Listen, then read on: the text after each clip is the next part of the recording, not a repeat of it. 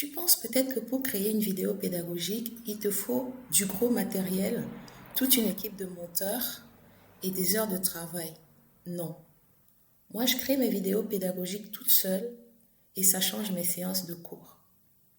Aujourd'hui, je vais te montrer une toute simple que j'ai créée et je vais te guider pas à pas pour que demain, tu puisses aussi créer ta propre vidéo.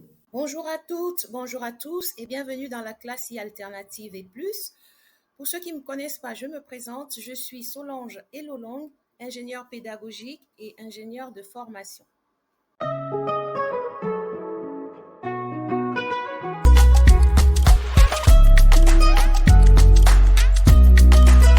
Alors, tout de suite, regardons un court extrait de ma vidéo. Dans le commerce, il existe plusieurs méthodes de vente adaptées aux besoins des clients et aux produits vendus. Découvrons ensemble les principales techniques utilisées par les professionnels. On dirait presque le travail d'une équipe de monteurs vidéo, n'est-ce pas? Merci la voix, mais non, c'est fait maison. C'était juste un court extrait. Passons maintenant à comment je l'ai réalisé. Je te mettrai la vidéo entière à la fin. Regarde jusqu'au bout. Je te montre pas à pas comment j'ai fait et tu verras, c'est très facile. Tout commence avec un plan clair. Rédige ton cours comme si tu devais le donner en classe. Et c'est là l'astuce. Au lieu d'un simple polycopier, tu transformes ton contenu en vidéo. Pour réaliser ta vidéo, rien de compliqué, va sur Canva. Moi, j'ai déjà un compte Canva, mais si tu n'en as pas, tu peux t'inscrire gratuitement via ton compte Google. Une fois sur la page d'accueil Canva, choisis vidéo, vidéo en paysage.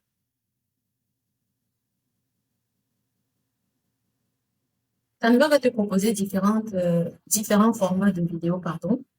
Mais moi, je préfère partir d'une page blanche parce qu'il s'agit d'un cours que j'ai conçu et que je veux transformer en vidéo.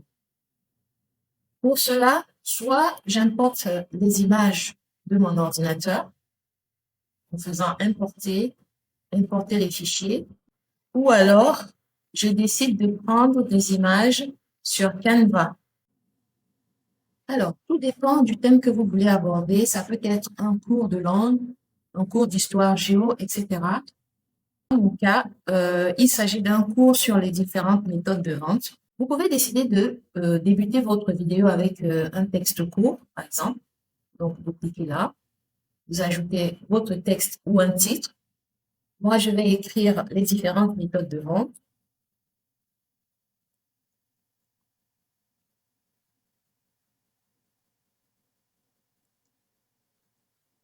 Je peux choisir de mettre une couleur de fond à ma page.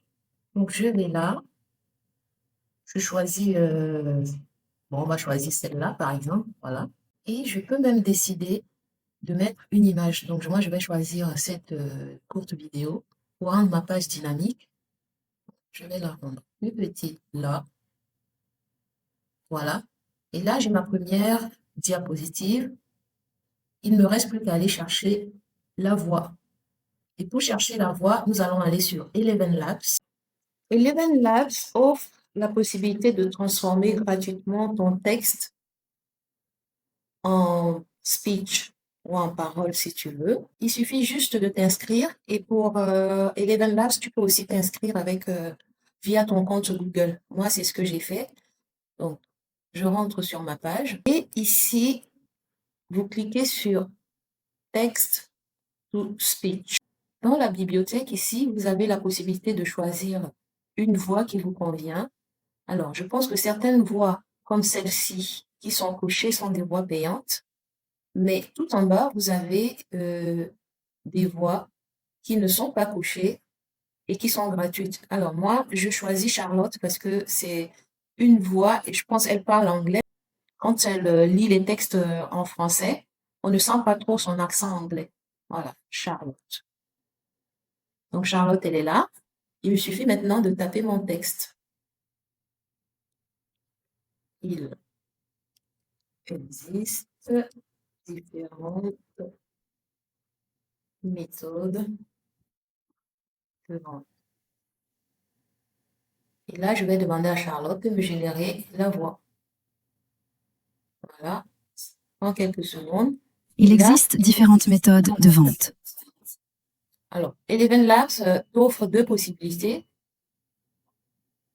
On va Il écouter existe celle-là. différentes méthodes de vente. Alors, je préfère cette version parce qu'elle est plus dynamique, on va dire. Donc, tu télécharges ta voix et tu vas la chercher dans ton ordinateur. Je reviens donc sur Canva et je vais importer la voix de Charlotte. Et pour cela, je vais dans Importer, importer les fichiers. Et la voix que j'ai importée, enfin, la voix que j'ai prise sur Eleven Labs, elle est là. Hop. Là, voilà. Donc, moi, il suffit de cliquer dessus et elle va venir se positionner sous ma diapo. Là, hop, elle est là. Donc, comme elle n'est pas aussi grande que ma page, donc je vais raccourcir ma page. Qu'est-ce que ça nous donne? Il existe différentes méthodes de vente. Voilà. Pour continuer ma vidéo, je peux décider maintenant de commencer à lister les différentes méthodes de vente. Et pour cela, je vais prendre une nouvelle diapo, une nouvelle page. Je choisis donc de commencer, je dis n'importe quoi, hein, avec la vente en ligne. Et il me faut une image ou une courte vidéo pour la vente en ligne. Je vais la prendre sur Canva parce que Canva dispose des images et des courtes vidéos. Il y en a qui sont payantes, d'autres pas. Et là, je peux choisir cette vidéo, cette courte vidéo. Je la choisis, elle est là. Hop, je peux l'agrandir un tout petit peu.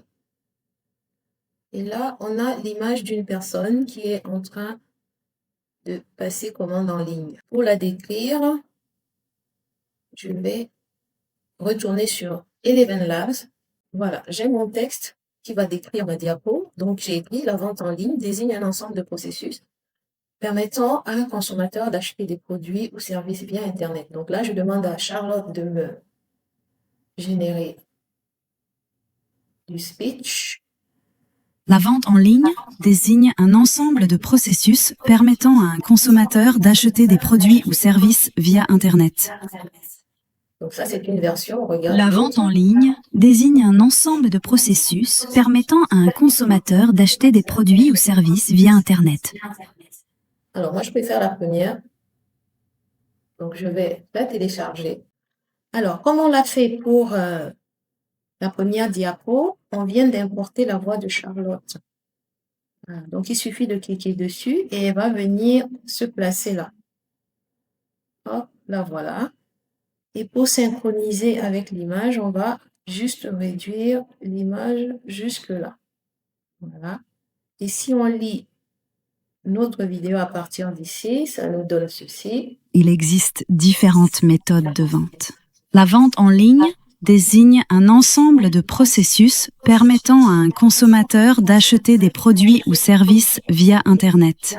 Bon, là, vous avez déjà une partie de votre vidéo.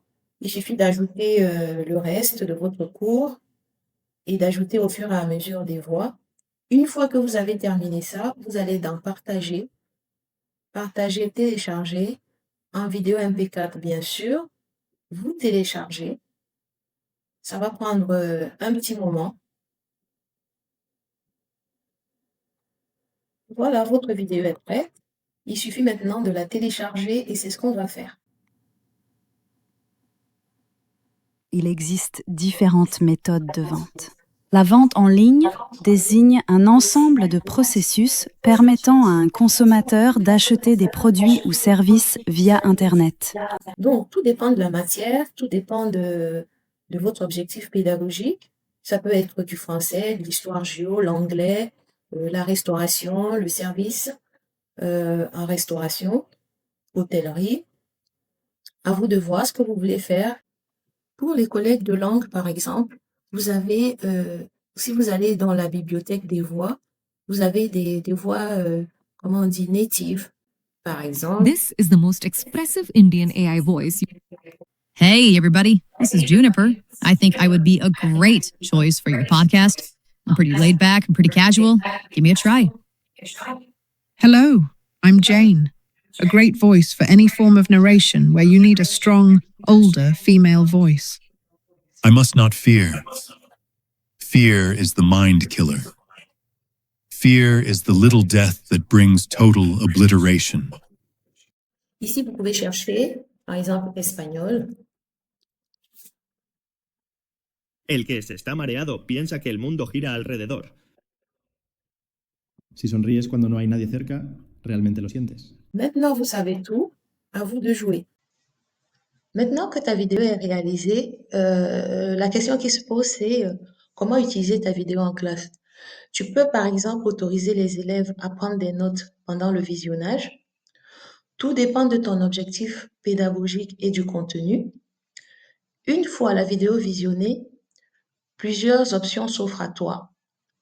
Tu peux organiser une petite réflexion en petits groupes. Tu peux poser des questions à l'oral. Tu peux proposer un quiz écrit de type QCM avec des réponses courtes aussi. Moi, personnellement, j'ai intégré ma vidéo dans la plateforme Eléa. Puis, j'ai proposé différentes activités interactives, variées et engageantes pour retenir l'attention des élèves. Comme je te le disais, moi, j'ai choisi d'intégrer ma vidéo sur la plateforme Eléa. Donc, elle est là et je vais te montrer la structure qui va suivre. L'élève commence par visionner la vidéo, puis il répond à un QCM afin de vérifier sa compréhension. Ensuite, il va réaliser une activité d'appariement pour relier les concepts entre eux. Il réalise ensuite un test pour consolider l'ancrage des notions avant de terminer par une synthèse rédigée proposée sous forme de devoir pour développer ses compétences rédactionnelles. Donc, tout dépend de l'objectif pédagogique visé et des techniques que vous choisissez en fonction de la finalité que vous vous êtes fixée. Comme promis, la vidéo entière va suivre. Ben, tu vas voir qu'elle n'a pas besoin d'être compliquée ni trop longue. Après, ça dépend du niveau de tes élèves et de ce que tu recherches. Celle-ci a été faite pour les élèves de seconde qui découvrent les métiers de la vente et du commerce. Dans le commerce, il existe plusieurs méthodes de vente adaptées aux besoins des clients et aux produits vendus. Découvrons ensemble les principales techniques utilisées par les professionnels. La vente en magasin est la plus traditionnelle. Elle repose sur le contact direct entre le client et le vendeur. L'accompagnement personnalisé permet de répondre aux besoins et de conseiller efficacement. Le e-commerce permet aux clients d'acheter à distance, à tout moment. Grâce aux descriptions détaillées et aux avis clients, ils peuvent donc comparer et choisir le produit qui leur convient. De vente, c'est le libre service. Les produits sont mis à la disposition du client sur des rayonnages. Le client est complètement autonome. Il choisit ses produits comme il veut. Une autre méthode qui se rapproche du libre service est le libre service assisté ou le LSA. Le client est également autonome, mais des vendeurs sont à disposition et le client peut faire appel à l'un d'eux pour avoir des conseils. On retrouve souvent ce cas dans les grandes surfaces spécialisées comme le bricolage par exemple. Il existe par ailleurs une autre méthode de vente qui est de plus en plus utilisée avec l'innovation technologique, c'est la distribution automatique. Le client est tout à fait autonome pour la visualisation du produit, son choix et le paiement, et ceci à toute heure et tous les jours. Voilà, tu as tout compris. Et maintenant, tu peux répondre à toutes les questions qu'on peut te poser sur les différentes méthodes de vente. Alors, n'oublie pas, si tu n'as pas eu le temps de tout voir d'un coup, n'hésite pas à revenir plus tard et la visionner par étapes.